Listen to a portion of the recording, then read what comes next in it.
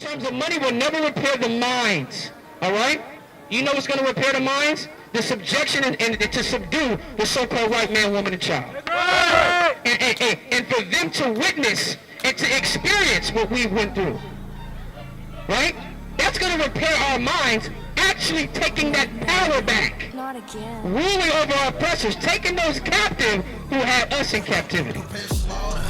For all his sons and his daughters, won't fill the cities with faces. Iniquities of they father, bloodthirstiest of our nation. Not for living water, waiting to put that work in. Hamashiach give us that order, prepare slaughter. For all his sons and his daughters, won't fill the cities with faces. Iniquities of they father, bloodthirstiest of our nation. Not for living water, waiting to put this work in. Hamashiach give us that order. That's why, before you came up, did you know that you were an Israelite? Excuse me, ma'am. Ma'am. Is this your mother? Is your mother? Real quick, 2 seconds. I got a question for you. I'm shy. You're shy? But you know how to respond, so can I ask you a question? You can stay right there. How do you feel about the rape, rob, and murder of black, Hispanic, and Native Indians that's been done here in America? Either one of you can answer. Huh? Terrible, right? How do you feel about it? You don't really know much about it? That's fine, it's understandable. So, Mom, what do you think should happen for the terribleness that's been done in this place? Everything. Reparations for starters. Okay, reparations, right? And again, a lot of times reparations just all kind of defaults to a specific thing, right? Like money, right? The root word for reparation is to repair, right? If somebody came and raped and murdered your daughter, would any amount of money be able to repair you for the loss? So when you say reparation, what form of reparation is going to repair us for the terribleness that's been done to us? Nothing's enough. Nothing is enough, right?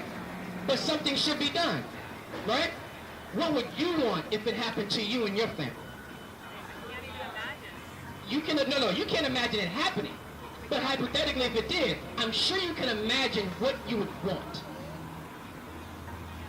If someone killed your daughter, what would you want to happen to that person? I can't even conceive of it. Mom, you have an opportunity to set a real good example for daughter right now. Daughter, would you want Dad, if something bad happened to you, wouldn't you want Dad to stand up and to come search you down and to hunt you down and hunt the person that did wrong to you down like Liam Neeson did in Taken? I have a particular set of skills. Say that. Wouldn't you want that to happen? Have you ever seen the movie Taken? In the movie Taken, his daughter goes over to Europe. Understand? In the movie Taken, the woman travels over to Europe, right? And in Europe, she gets kidnapped. But Dad is this ex-CIA operative, right? And he goes and he hunts the men down and he kills them and rescues the daughter. You seen the movie? But you heard of it, right?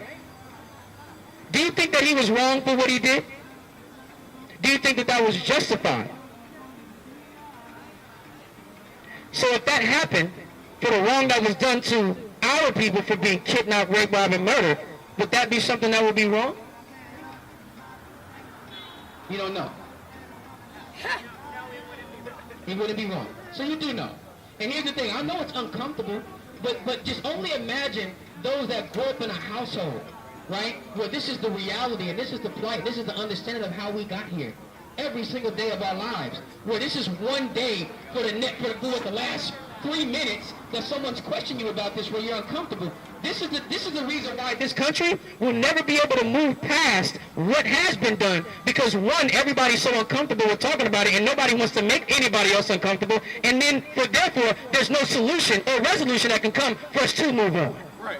They only want to shove money in our face, not knowing that so-called black people, the people that this terribleness has happened to, we're the biggest consumers. We got money, and we sure know how to spend it. But if you give us money, all we're going to do is give it right back to you guys. By way of rent, by way of GM Motors, by way of Mercedes-Benz Motors, by way of some sort of Jordan, listen, by way of Jordan, by way of Adidas, right? By way of all of the Jewish jewelers that they have. That's all we're going to go do. Because it's been a psychological thing, and the reparations in terms of money will never repair the minds. All right? You know what's going to repair the minds? The subjection and to subdue the so-called white man, woman, and child. And for them to witness and to experience what we went through. Right? That's going to repair our minds, actually taking that power back, ruling over our oppressors, taking those captive who had us in captivity. For all his sons and his daughters won't fill the cities with faces, iniquities of their father, bloodthirstiest of our nation, not for living water, waiting to put that work in. Hamashiach gives that order, prepare slaughter. For all his sons and his daughters won't fill the cities with faces, iniquities of their father, bloodthirstiest of our nation, not for living water, waiting to put this work in. Hamashiach gives that order. Leviticus 11.